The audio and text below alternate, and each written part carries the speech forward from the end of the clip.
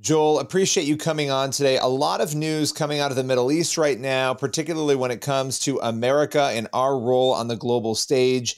Now, President Donald Trump, he has essentially pledged to end sanctions against Syria. Before we get into all of the issues around that, what are those sanctions? What has the impact of them been?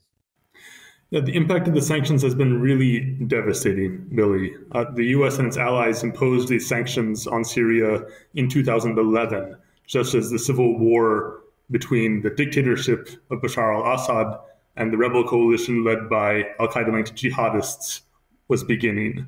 And supposedly the goal of the sanctions was to either punish the Syrian government for its crimes against the Syrian people or pressure them into a diplomatic solution. But the effect was really to devastate the country. I actually lived in Syria for a year before the war started, and it was not a rich country, but it was a middle-income country. It was a country with a middle class. Today, over 90% of Syrians live in poverty. Over 500,000 Syrian kids are shorter than they should be because malnutrition has got so bad in Syria. And a lot of that is directly attributable to the sanctions. And the goal of the sanctions obviously seemed to be to knock the regime out, get new power in Syria. Would you say that that's an accurate assessment of why this went on for so long? It seems to have been. The civil war in Syria was really a proxy war between the US and Russia. And for a long time, it seemed like Russia had won because they supported the Syrian government, and the Syrian government really seemed to have won the day. But of course, the Syrian government collapsed in December. And as President Trump said in Riyadh yesterday when he made this announcement, the sanctions seemed to have served their function. So if we take the president's word seriously, the function of the sanctions was to bring about regime change in Syria to the US's liking. Now, Christian Solidarity International, you guys have long advocated for pulling back on these sanctions, but right now you're also warning, and feel free to fill in any of the blanks here, that there need to be some protections that are baked into any sort of rescindment of these sanctions because of the situation on the ground there. Can you explain?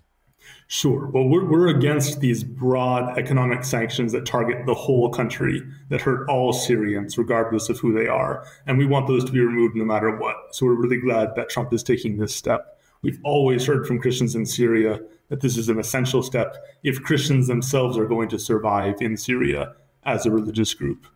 But the problem is this regime change that the sanctions seem to have been a part of bringing about replaced a brutal dictatorship in Syria with an al-Qaeda-linked dictatorship. The current ruler of Syria, the president of Syria, is the founder of al-Qaeda in Syria. He used to be called Abu Muhammad al-Jolani. Now he goes by the name Ahmed al-Shara. And the US seems to think that they can work with him. But in the last few months, we've seen huge massacres of religious minorities in Syria. We've seen thousands of Alawite Muslims killed on the Syrian coast by pro-government forces. We've seen attacks now on a different community called the Druze, and a lot of the Christians are wondering if they're next. So even as these sanctions get taken away, the US needs to be really focusing on this and really thinking what else they can do to make sure that Christianity is not destroyed in Syria. You know, as you saw images of President Donald Trump shaking hands with Syrian President Ahmed al-Shara, what went through your mind? I mean, that must have been kind of wild to see. It's a completely mind-blowing. For most of the past 14 years, the U.S. has had a $10 million bounty on Ahmed al-Shara's head because, as I said, he was the founder of al-Qaeda in Syria. So to see him shaking hands with the American president is just wild. It's not to say that we don't want peace with Syria. We don't want Syria to prosper. Of course we do. So do Christians in Syria. And those are the people that we're advocating for. But President Trump said something very interesting when he made this announcement. He said, he encouraged Syria. He said, good luck, Syria. Show us something special. Do something like Saudi Arabia has done. And that was a very telling moment because Saudi Arabia is a very rich country. It's also a country where every person is required by law to practice only a very extreme kind of Islam. There's no religious freedom in Saudi Arabia whatsoever. In Syria, Christians live there, Druses live there, Alawites live there, and Muslims live there, and mostly in peace, not always without problems. But Syria has been this way for centuries. But right now, Syria is on the way to becoming like Saudi Arabia. We're in danger of losing this diversity, just the fact that Christians have been in Syria for the past 2,000 years. We might be on the verge of losing that if the Trump administration doesn't pay attention. So you're essentially saying, and perhaps he was talking, Trump, about the finances of it, not the religious liberty of it, right? These are two very different things. And so if you have a wealthy country, and you say, okay, work towards that. But your warning here is that, well, wait a minute, they actually have some religious liberty and freedom despite what's coming potentially. And that could actually be in danger if they followed the full advice and went after the way that Saudi Arabia has structured their own country. Absolutely. And Saudi Arabia is one of the main backers of the new Syrian government. So if they don't hear some counter voice from the US, then they are going to go in that direction, and very quickly. So because Ahmed Bashar is a recognized member of al-Qaeda, there are sanctions just on him as a person and on some of his lieutenants. And what our recommendation at CSI is, remove the sanctions that hurt all Syrians, remove the sanctions that affect the whole country, but these individual sanctions on Ahmed Bashar, on his men, ask for something before you remove those. Ask for accountability for the massacres of Alawites and Druses that have happened in Syria. Ask for firm guarantees for religious freedom for Christians in Syria. Correct me if I'm wrong here, too, because part of the complexity here is you've mentioned some of the attacks on other groups. Christians, we know that Christian persecution around the globe is raging worse than it ever has in history. And you have a situation here where you have this, al-Qaeda head who's now in charge of Syria, essentially, who has said on the record that they're going to respect religious liberty. They're going to respect Christianity. So you have all of these conflicting messages, and actions speak much louder than words. So talk a little bit more about the specific fears for Christians in light. And I know we talked a little bit about this, but I think it's important to really drive this home. If nothing happens here, if there's no accountability, and you have a country that descends into extremism from the top down, what could happen to the Christians there?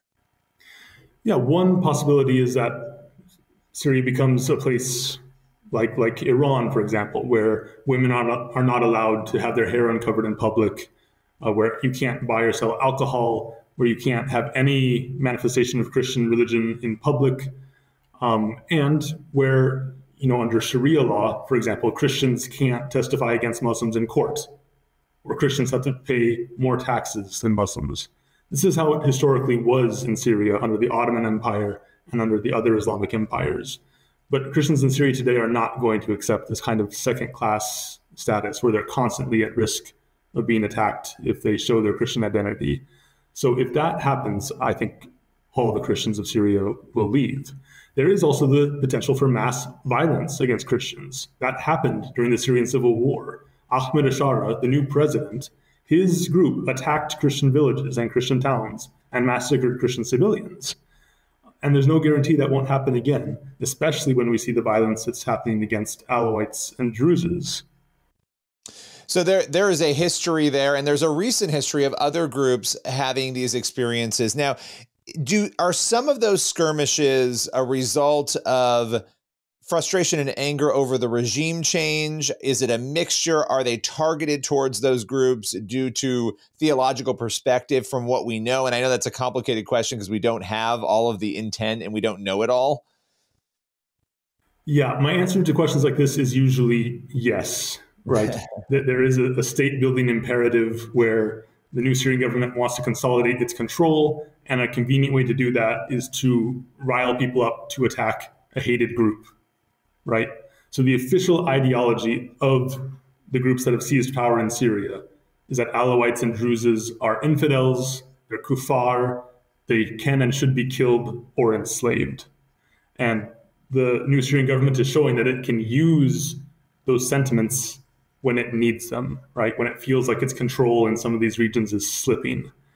So the massacres in the Syrian coast in March, for example, seem to have been triggered either by an attack by some Alawite insurgents on government forces or scuffles between Alawite protesters and police. We're not exactly sure still, but the reaction was a massacre of thousands of people, troops going village to village, asking people, "What is your religion?"